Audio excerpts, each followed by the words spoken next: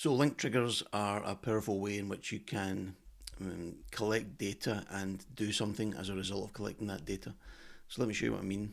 I'll give an example. So in Automate, I'm going to look at rules. Okay, so I'm going to click create new rule, and then down the left hand side, this one here, it says clicks a link. So we're building a link trigger. As the name would suggest, clicking this link will trigger something else to happen. So I'm going to click a link, and I'm going to call this wants to join the hub. Let's see. So this is the community. You have to give every link a destination URL. So I'm going to paste in there a URL from my website. So the URL is just somewhere that you can take the subscriber after they've clicked the link. So you need to have some to take them. And then based on that trigger being fired, over here we've got a range of actions we can choose from.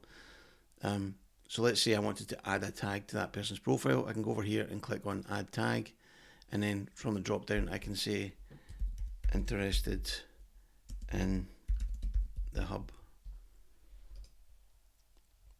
and then I click save.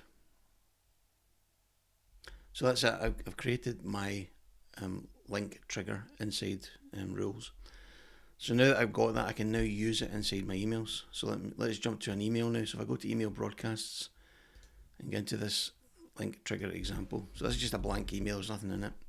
But let's imagine I had something in here that said, if you would like to become a member of the hub, click the button below and I'll keep you updated with progress, let's say. And then underneath that, I'm going to put in a button. Let's left align it and say, I'm interested in the hub. Okay. Now that I've got that button in the email, if I click on that button, I go over here, you'll see there's a URL and there's this little lightning icon here. If I click on that, you can see under here I can either apply a tag or I can use a link trigger. Now when I click that, I'm going to click the drop down list.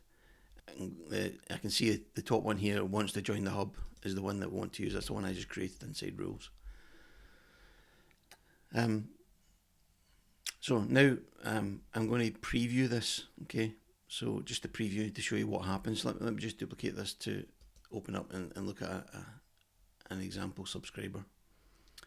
So let's take Lucy as an example. Let's see Lucy. Does Lucy have that tag?